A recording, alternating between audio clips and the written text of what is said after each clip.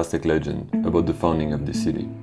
While the Aztec were looking for a new land, their principal god led them to their new home, an island in the middle of a lake, by showing them a sign, an eagle perched on a cactus with a snake in his beak.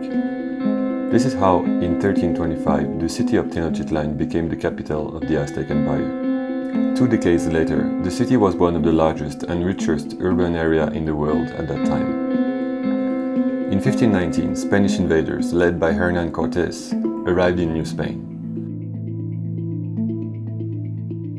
Moctezuma, chief of the Aztec, received them like if they were God, because their look fitted the story of an old prophecy. Cortés used this legend to manipulate Moctezuma and rule the population. In 1520, Cortés had to leave the city.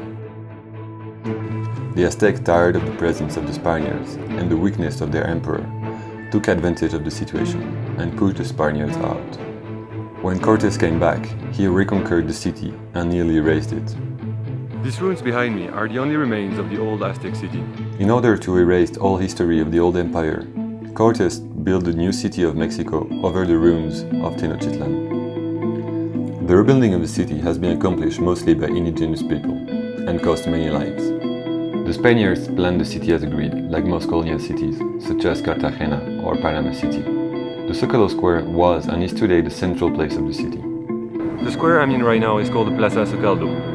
It was the ceremonial center during the Aztec period and remained the main square during the colonial period and nowadays. 14 years later, in 1535, the Spanish viceroy arrived in Mexico. This is the start of the colonial period. During this time, the city expanded a lot, and Mexico became the most important city in the Americas. In 1810, the Grito de Dolores, also known as El Grito de la Independencia, marked the beginning of the Mexican War of Independence, that will last 10 years. In 1821, Mexico's independence from Spain was declared in the Declaration of Independence of the Mexican Empire, and in 1824, the Federal District of Mexico is created. The whole 19th century is a succession of war and invasions. By the US with the Mexican War, by the French and the British with La Intervención and the Reforma War.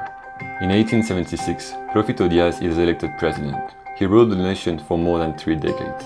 During this time, he developed the city's infrastructure such as roads, school, transportations, and communication systems. He also encouraged foreign investment and laid the ground for industrial development. His presidency was cut short by the Mexican Revolution, which left some of his work unfinished. A good example of this period is the Monumental Revolution that you can see behind me.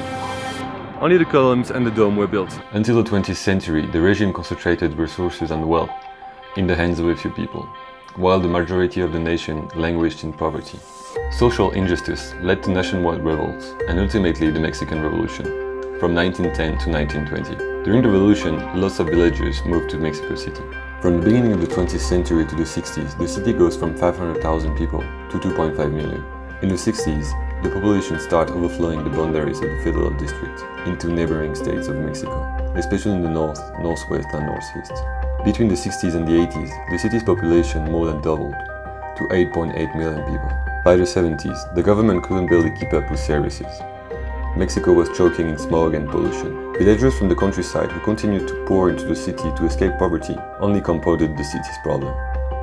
This past decade, there has been a growth in the population, but a diminution of the density. The city tends to sprawl to the outside. All of the population growth in what is now called the Valley of Mexico has occurred outside of the urban core. In the 50s, the urban core represented 78% of the population. By the year 2010, it was only 9%. Today, the city of Mexico is one of the most populated in the world, with nearly 9 million people in the city core and 21 million in the metropolitan area. Thank you for watching this video, I hope you liked it. Next week I will be publishing videos about projects that improve people's lives in poor areas of Mexico City.